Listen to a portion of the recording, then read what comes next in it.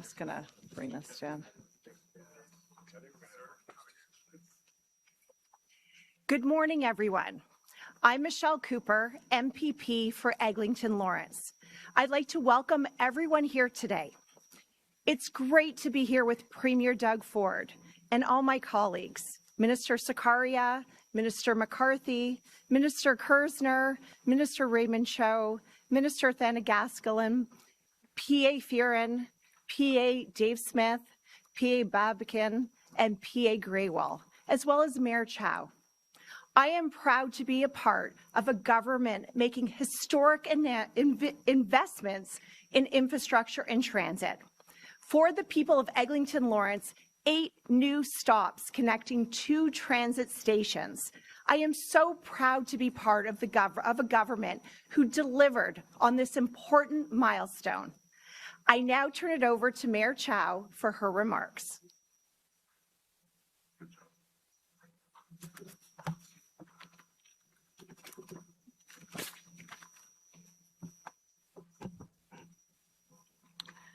Well, good morning, everyone.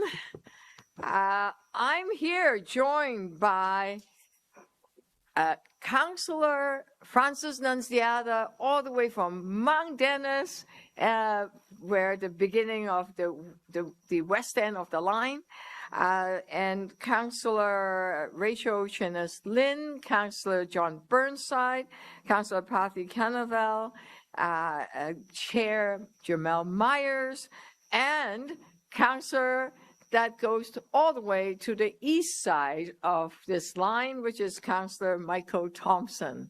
Welcome. Thank you for joining me today, and of course the Premier. This Sunday marks a milestone for Toronto. The Eglinton Crosstown LRT opens to the public, finally. 19 kilometers, 25 stops, hundreds of thousands of residents, workers, and visitors gaining a new way to move across our city. From Etobicoke to Scarborough, connecting dozens of neighborhoods and helping the small businesses along the route attract more customers. The Crosstown delivers what Toronto needs, a vital east-west rapid transit link that tackles congestion and gets people where they need to go. 2/3 of the line runs underground, offering riders a smooth, reliable alternative to crowded buses along Eglinton. We are taking a thoughtful approach to this opening. The TDC, working in partnership with Metrolinx and Crosslink, will soft launch the Crosstown, ramping up services gradually as we get feedback from riders and make improvements. This approach reflects the recommendation from the 2022 public inquiry into the Ottawa LRT operations. Start carefully, monitor closely, and let real-world experience shape enhancements. Service will increase over time as we fine-tune the operations. Metrolink and the TDC are committed to working together to build up frequency and reliability. Crosslink will address any technical issues that emerge during this phase-in period. The partnership is clear. Metrolink owns the line, Crosslink build it and stand behind the work, TDC operates it, and we drive the trains and serve the riders. Now, for riders on the street level portion of the line, we're working to minimize delays at intersections and improve travel times. The TDC and the city are installing enhanced transit signal priorities on the track through the above-ground portion of Line 5, giving trains priority at traffic signals. The first round will go active in a couple of weeks, before the end of this month, with ongoing monitoring and further improvements to follow. Of course, I introduce you to all the councillors that this line will serve, and I want to give a special shout out, thank you to the Premier and the Minister of Transportation and all the MPPs, the ministers that are here and representative of Metrolink and TDC. And most importantly, thank you to the communities along this line. Your patience through years of construction has made this possible. This Sunday, the wait is over. Riders will get moving on the crosstown. And that's exciting. Thank you.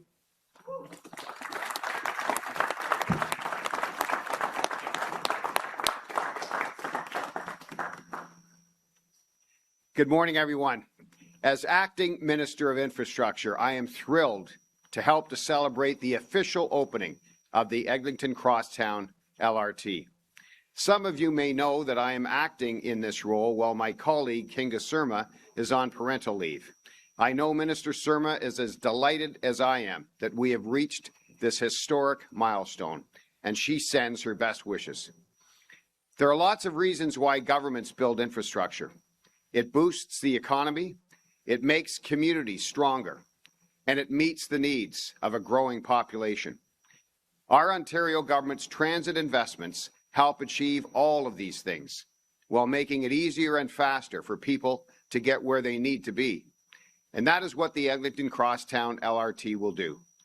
For the person who wants increased mobility to seek new job opportunities, for the parent taking a child to activities and appointments, or for the student making her way to class.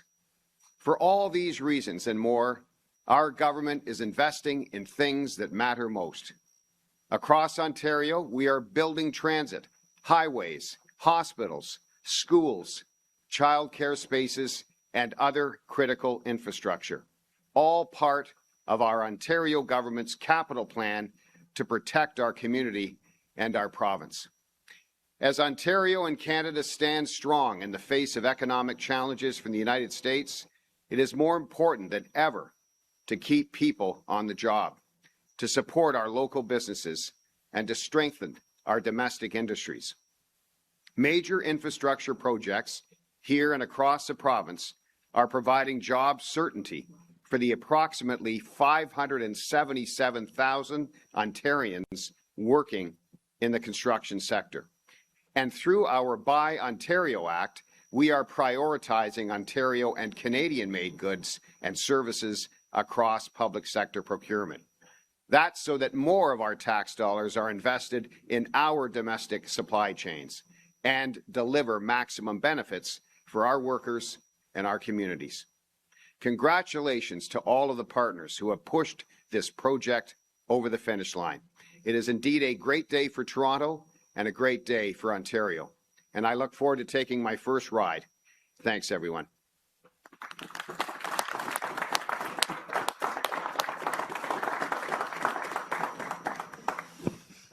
Good morning, everyone, and thank you, Minister McCarthy, for the introduction. It's great to be here with Premier Ford, Mayor Chow, all the councillors, MPP Cooper, ministers as well, and our team. I want to also give a special thank you and shout out to Michael Lindsay for Metrolinx, our CEO, as well as Nick Simone, when we are here today to mark a huge milestone for the City of Toronto and public transit, while also recognizing the challenges involved in getting to this day.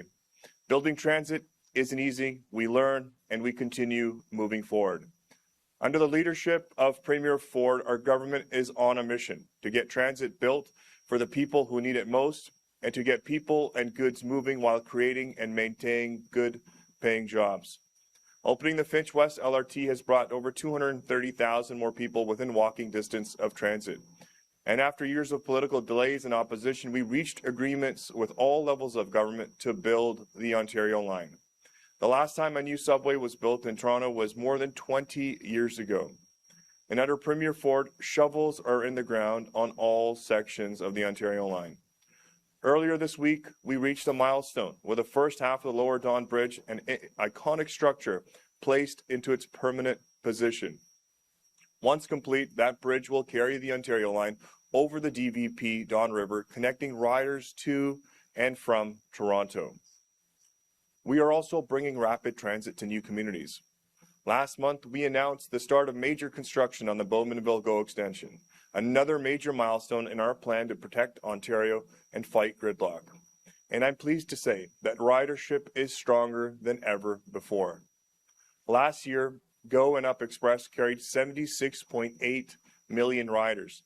That is a nearly 10% increase on year-over-year numbers, and we hit a record amount of trips in the month of October at over 7.6 million passengers. All of this progress wouldn't be possible without the incredible people who bring our transit projects to life. And I'd like to thank all of our partners who help keep Ontario moving. The incredible construction workers, skilled tradespeople, the engineers who build for Ontario, the team at Metrolinx, our municipal partners, and our special constables across the line. Thank you very much. And with that, I will now turn it over to Premier Ford. Thank you.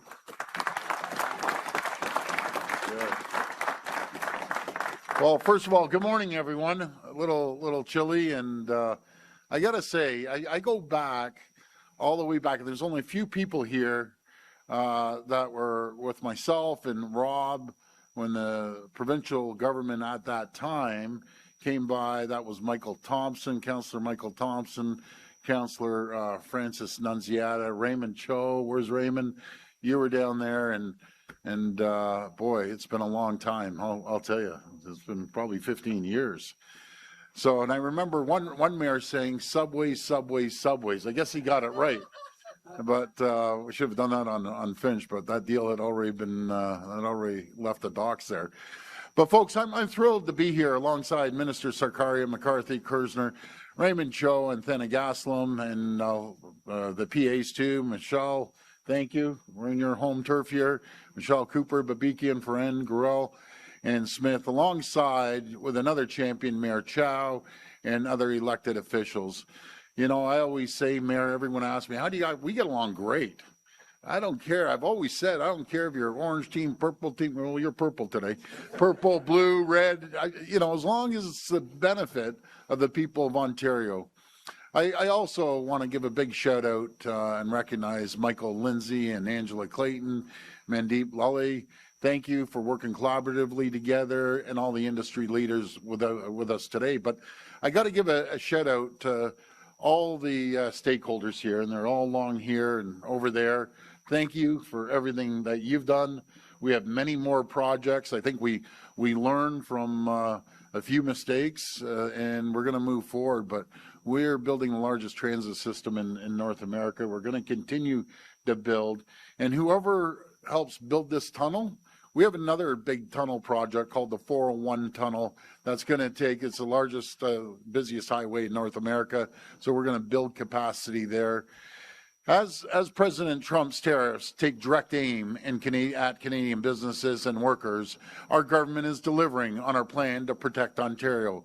I always say, you know, we have many jobs, but my number one job is to protect the people, protect their jobs, protect their communities. And I know Mayor Chow feels the exact same way as all our colleagues do, councillors and MPPs.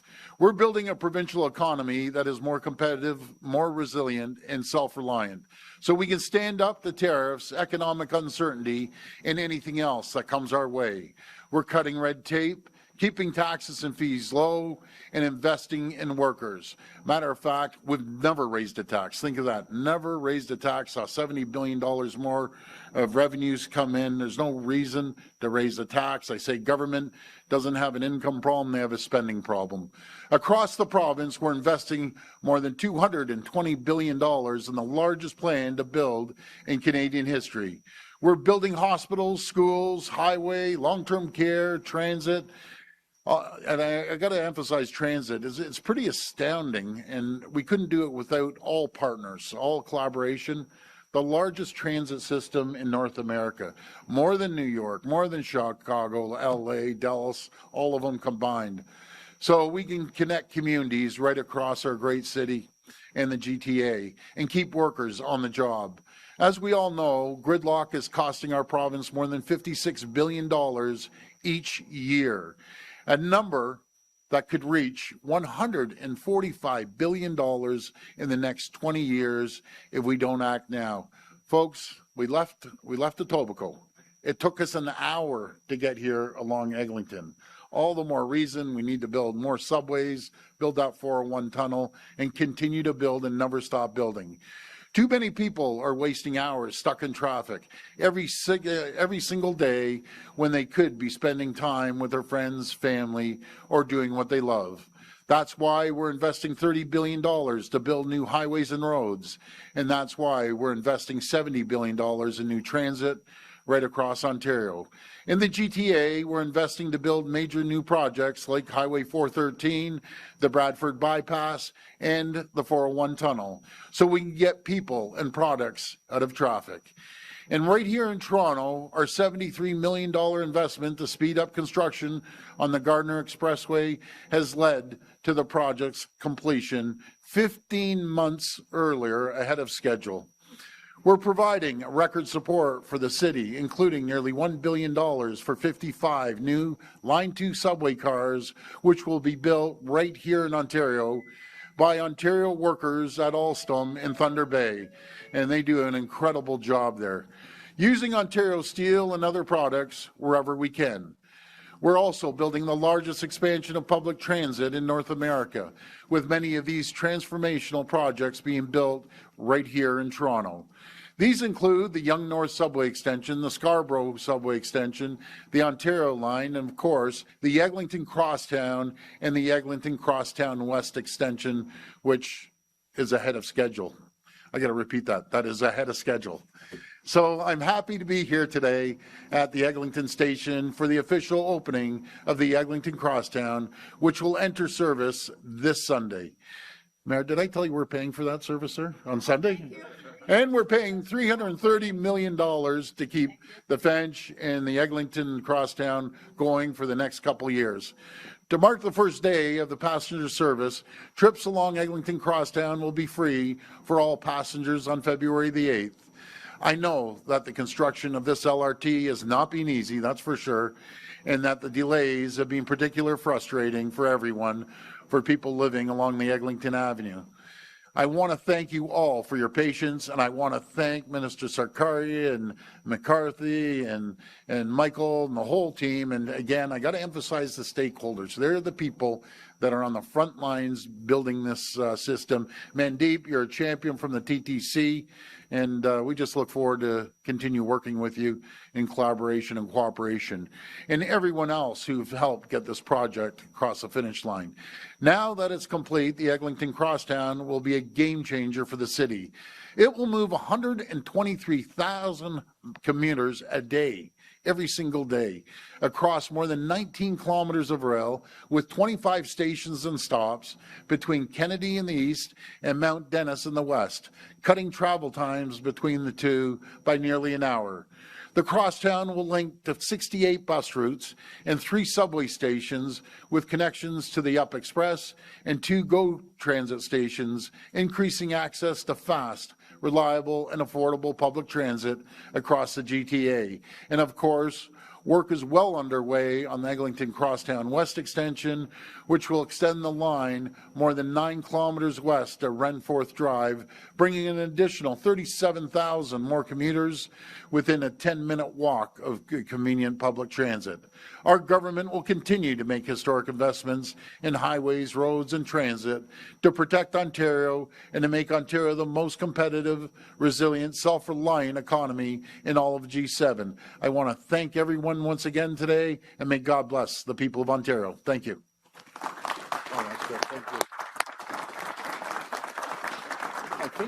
We will now take questions from the media. Media present can line up behind me and ask their questions through the microphone. As a friendly reminder, the format is 1 question and 1 follow-up. Please state your name and your outlet before your question. Good morning, Mark McAllister from City News. With respect to everybody that has gathered here on the platform this morning, Yes. with all the delays that have taken place to get to this point, all the issues that have happened, the impact on communities, Yep. we're $1 billion over budget at this point. I think I speak on behalf of a lot of Torontonians wondering, why are we even here celebrating, unveiling a plaque, having a photo op after everything that has taken place? Well, Mark, everything that you said is factual. I don't look at the glass as half empty. I know you're very negative when it comes to this, but let me tell you, we're building the largest transit system in North America. There's going to be bumps in the road, and this is going to be around for close to a century, probably longer than a century. And then, as you heard, we're building the Scarborough extension. First time ever, Scarborough's actually going to be getting a subway, and we're going to extend it. And I know Michael Thompson's as happy as anything because we're going to bring subways all through Scarborough. We're ahead of schedule on Eglinton West. We're doing one of the most complicated underground digs, probably in North America, and that's the Ontario line. And all these stakeholders would agree, this is not easy. Was there bumps in the road? I've been saying there's bumps in the road. Have I been frustrated? I've been frustrated more than you, Mark. But hey, let's look at the glasses half full. 123,000 people a day are going to be on here. They don't have to be stuck on the buses and the traffic on Eglinton. Buddy, you got to be a little more positive. I get it. Like, really? Come on, Mark. You're good. He's a good guy, by the way. I appreciate that. Thanks. Unrelated to Eglinton, I wouldn't mind asking a question to Minister Sarkaria, Yep. perhaps Michael Lindsay behind you as well. With the GO train issues that have taken place this week, we've got an entire week with issues with the GO trains as a result of this. No one from Metrolinx specifically has come forward to speak about this on camera publicly. We've had different press releases or comments offered via email. We're just wondering why there's been a lack of communication, and specifically, what can you tell us at this point happened on Monday and why there's been the issues since? Thank you, sir. Good morning, everybody. I want to start by offering my apologies to everybody who is a GO rider, and I'm one myself. We pride ourselves on providing a better than 90% on-time service with high customer satisfaction to 250,000 people each and every day. And I know that the last 2 weeks have been a very tough time to be a GO rider. Without disputing your question, sir, I'd say that we've been trying to communicate to the best of our ability throughout this entire week. And our focus has obviously been, first and foremost, to repair and to recover from the incident that we had on Monday, which we have done. You will have seen the hardworking ladies and gentlemen that have been in the USRC, the Union Station Rail Corridor, fixing switches and signals. They are almost done. We are testing that infrastructure today, and as our communications to media and the public have said, we hope to return to full service tomorrow. That's our expectation. Safety takes the time that safety takes. You will hear more at the Metrolinx board meeting next Thursday about some of the root causes of the incident on Monday. We're confirming preliminary investigative findings. But I want to say unequivocally that with partners at Toronto Terminal Railways, we have walked every inch of the USRC. We can say unequivocally that it is safe. We appreciate the more than 200,000 people who have continued to rely on us each and every day this week. And more than anything, I would want to say one more time, what I think the ladies and gentlemen have done in the USRC, the fact that they have recovered from that incident within 72 hours is nothing short of heroic. So I am here to answer any questions on camera. We have tried to communicate to customers as well as to media. We could always do better, but I promise you we'll continue to be as transparent as we can be about GO service and its status. Morning, Richard Southern, 680 News Radio. Hi, Premier. Considering the taxpayer is on the hook for the more than $1 billion this ran over budget, and they've had to wait 15 years, with that in mind, will you, yes or no, commit to calling a full public inquiry today into the Crosstown construction? And if not, why not, Premier? No, we aren't going to do that. We're going to move on and continue building the subways. We all know the mistakes, Richard. And we've acknowledged them and we've learned. All the stakeholders, Metrolinx, DTC, we're all in it together. And I'm the first to come out and acknowledge the mistakes. But I'm not going to waste time on inquiry and all the nonsense, tie all these people up. All these people here have more subways to build. Metrolinx, TTC, so that's what we're going to focus on. We all acknowledge. It'd be different if we didn't acknowledge it. But yeah, has it been a nightmare for all of us? 100%. The good news is we're moving, and we're going to move to 123,000 people a day, and that's going to grow every single day. Obviously, this did start under a prior government, but you've been here for almost 8 years. You've acknowledged some mistakes. Yep. What have you and your government learned from this? And Premier, do you think you owe Ontarians and Torontonians an apology for the 15 years it's taken? You know, Richard, I'd never be shy to apologize. At the end of the day, the buck stops with me. And I take all the responsibility, no matter if it's on time or if it's early, like Eglinton West. But this is my responsibility. We're learning, but I'll tell you one thing, our stakeholders, our builders, we're becoming some of the best tunnel boring folks in the world transit boring folks, whatever you want to call it. And this was a big project. And yes, it started under a previous government. I take responsibility now, but we're going to continue building the Scarborough, the Young Extension, along with the Eglinton West and the Ontario line. Folks, what Richard, you don't acknowledge, this is nothing less than a miracle, what we've done in a matter of like 6 years. 6 years when we put this plan together to buy the boring machines, to do multiple projects all at once. It's absolutely staggering. And is there going to be bumps? 100%. But when there's mistakes that happen, I'm a business guy. You correct the mistakes, you apologize, and tell them what you're going to do to correct it. And what we're going to do to correct it, we're going to make sure we don't see the same problems on the Ontario line, the Scarborough, and we're becoming better. So that's it. Mattis Habibinia, Toronto Star. My first question is for you, Premier, just a follow-up to the no to the public inquiry. Without one, all we really have is the word of your government and Metrolinx. Some would say that's not enough. How can the public know that you guys really know what the mistakes were and that they won't be repeated then? Oh, excuse the pun, but make no mistake about it. We live this every single day. And I'm so fortunate to have Michael Lindsay at the helm, and I don't think there's a stakeholder out there right now that wouldn't say Michael Lindsay is a brilliant operator. He understands. He works with the builders and the stakeholders that build these structures, and it's not just there, and making sure the trains get built as well. So we're all hands on deck here. But again, I would love once for any of you media to say, just once, I'll keel over right here, that the largest project in North America, multiple lines, go anywhere in North America. Matter of fact, go to Europe. The only people that probably build trains quicker and tunnels are probably over in China. They do it a lot quicker than we do because they don't have the red tape and the regulations. But I'm very supportive of the team. It's never one team. It's a multitude of teams. For my second question, and Premier, would love to hear from you as well as Mayor Chow. It's about Project South. Do you think it's appropriate that a former Chief of Staff and Executive Director of the Toronto Police Service Board will be investigating the Toronto Police Service? Well, I don't get involved in police matters. I don't direct the police. I fully support Chief Demkew and Chief McSween. I'm unwavering in supporting our police officers, and I know the vast majority of the public, you might get the 5% or 10% lefties always going after the police, but no. Who do you call when you have an emergency? The police. I love our police. Do we have a few bad actors? Yeah, they're bad actors. They're going to be held accountable, as sure as I'm standing here, and it's an ongoing police investigation. But again, folks, I talk to a lot of people.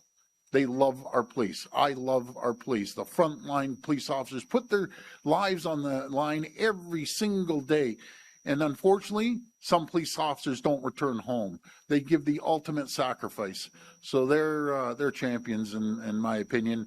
And they have steps that if the Toronto wants to hand it to the OPP or the RCMP or whatever, that's up to them. That's not up to me. I don't direct the police. I believe Mattis wanted to hear from the mayor as well on that question.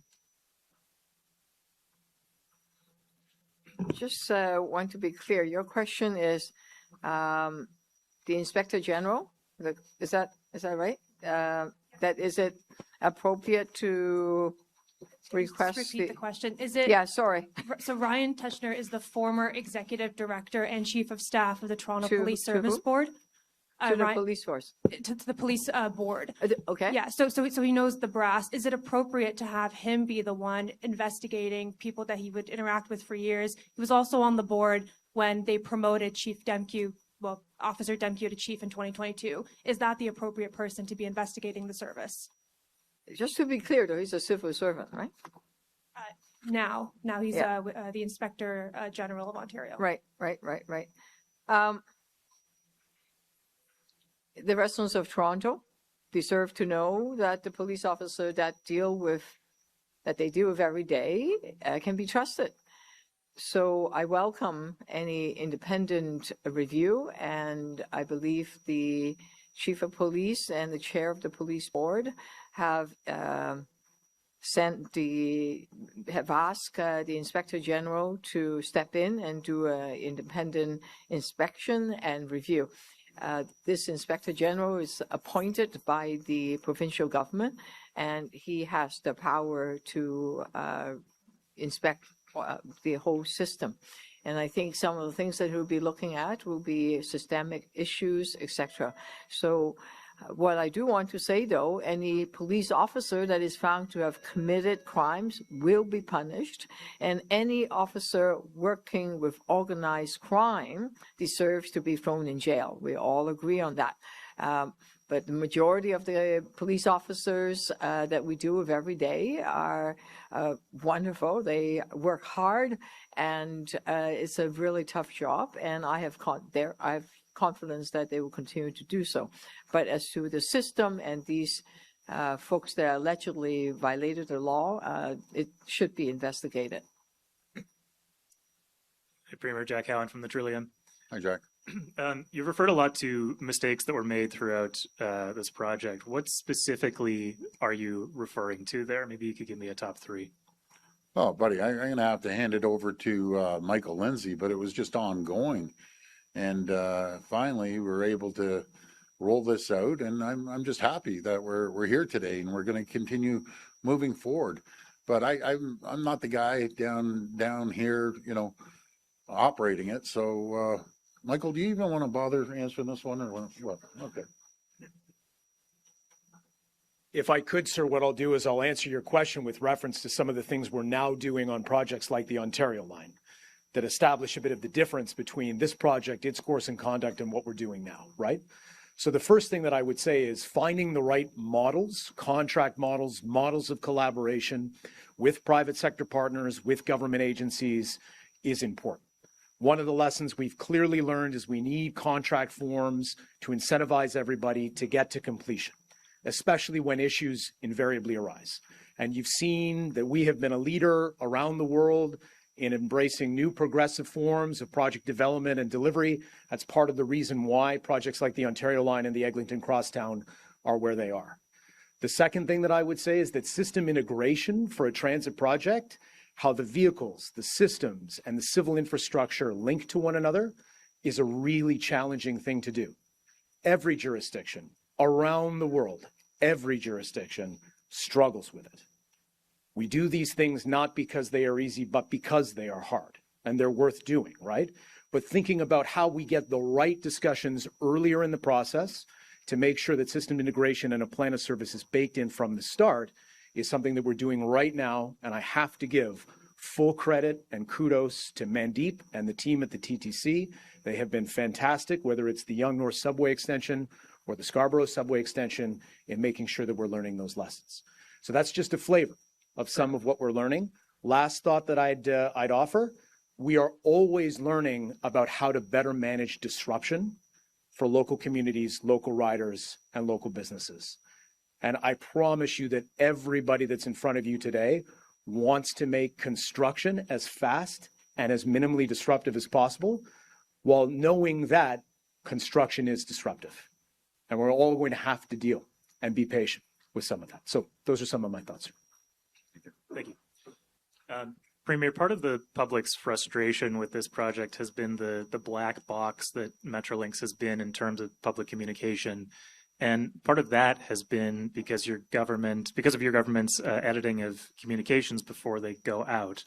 Do you think that you need to do a better job and Metrolinx needs to do a better job if you're not going to call an inquiry at being transparent? Well, we are transparent, and that's a little offensive saying we aren't. I'm out in the press more than any elected official in the country.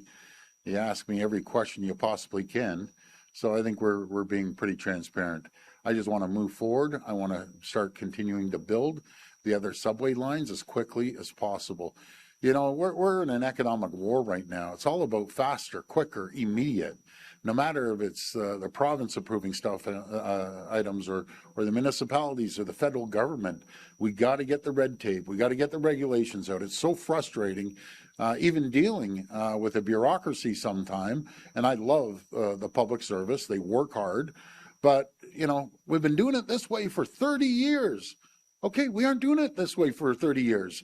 We're working on private sector time, not government time. We have to be pushing non-stop. And that goes for all three levels of government. I'm confident everyone across our country is realizing it.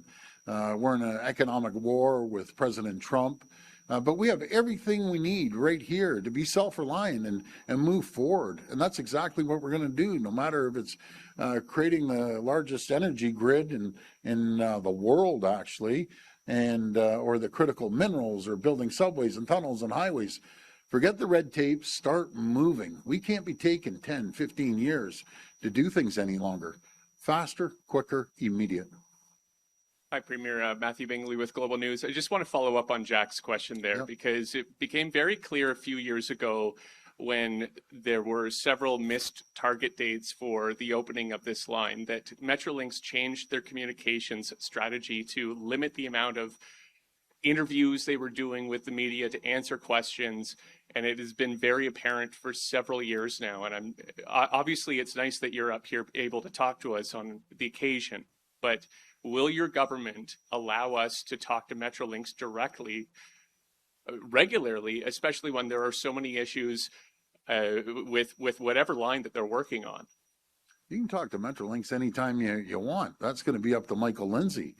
He's a great leader. He's a great communicator, as you can tell. But we're going to continue just moving forward. Guys, you're beating a dead horse here. We've been going through this for years. The same old questions. Let's celebrate a new line. Talk to the 123,000 people are not going to be freezing in the cold upstairs waiting for a bus. They're going to be on a subway. It's going to be spectacular. Next question. Okay, I'm going to take you up on your offer to talk to Michael Lindsay. Good. Michael, I got a question for you here. Good. Go ahead. My question is about the Ontario line. Can you give us an updated timeline for when that will open? And obviously the Premier was concerned about congestion on his way over here. There are two major intersections downtown that have been tied up for years at Queen Street, Bay and Yonge, and even Victoria Street. Can you give us an idea of when that will open? Because obviously the Premier needs to get places faster, and that's causing a lot of congestion. Yes, sir. Summary of highlights in respect of Ontario line.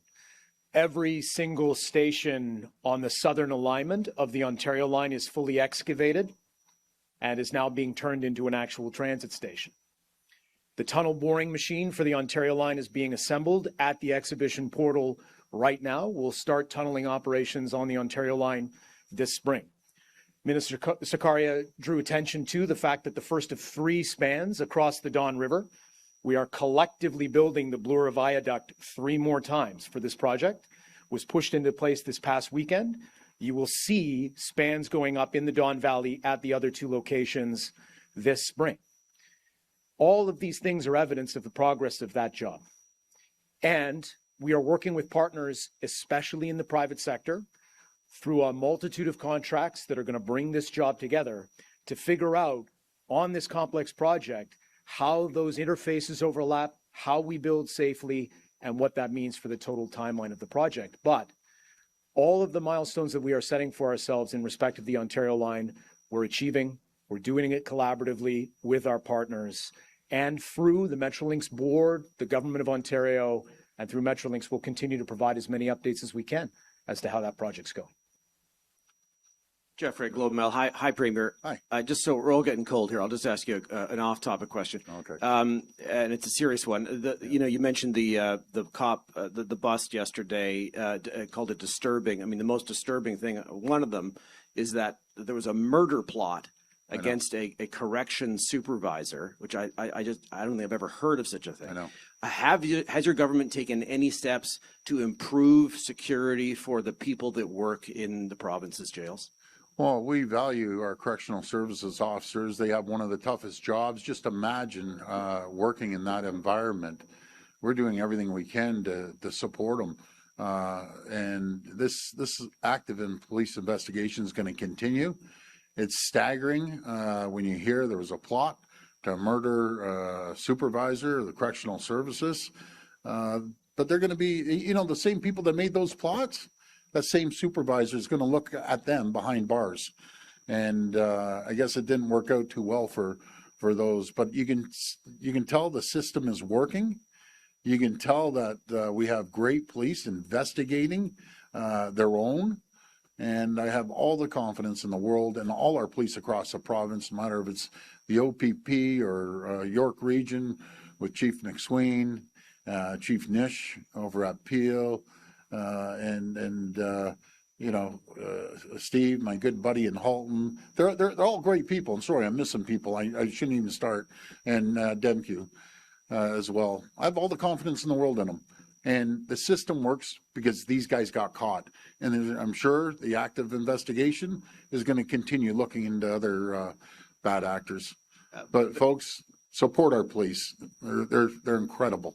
Any specifics, though, a review, or would you look at some sort of review of the way security is handled at that prison for the staff in particular who are so vulnerable, obviously?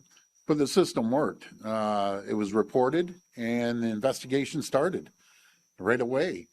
Again, I don't direct the police, but I have all the confidence in the world in our frontline police officers and the chiefs and the upper brass. How do you think they feel? They're devastated. They're frustrated. Frontline officers are frustrated because of what happened. So no one condones this behavior, and they're going to be held accountable. Simple as that. This will be the last reporter. Clara Pasica, CBC. So, Premier, this is a question from our colleagues in Windsor. Stellantis sold its stake of the battery plant in Windsor to the partner LG Energy Solution. Now, does this change any of the financial or job commitments on the project, and does it cause you any concern that this has happened? No, Stellantis is making a financial decision. They're still going to use their batteries for their vehicles. LG is going to hold on to the 800 employees there. And I think it was a good business decision, to be frank with you. So the 800 people are still going to have their jobs there. And then back here at the station, a question for you as well as Mr. Lindsay. So, we're here. It's a world-class project, but we spent billions of dollars, but it is absolutely freezing here in what is supposed to be a world-class station. Do you think that's a problem, and are you going to do anything about it? I'll pass that over to Michael Lindsay. Sunday, we open for revenue service. All procedures will be in place, including turning the heat up. By the way, when you have a fully functioning transit system and not just an empty cavern, it'll be much warmer. And of course, we'll continue to work with partners at the TTC to understand rider feedback about what could be improved in respect of all of this project. But the last thought that I would want to leave everybody with is, notwithstanding the challenges, I'm very optimistic that collectively we will recover a sense of pride in this project, because it is world-class, and it is going to be a game changer for the residents of this community. That concludes our media questions. That's great. Thank you, everyone. We're going to continue building infrastructure, highways and roads and subways. Again, I want to thank all of you. I want to thank the public for their patience. And again, the people that built this subway system, thank all of you. I appreciate it. Many more to come. God bless you. We're going to keep moving this province forward. Thank you.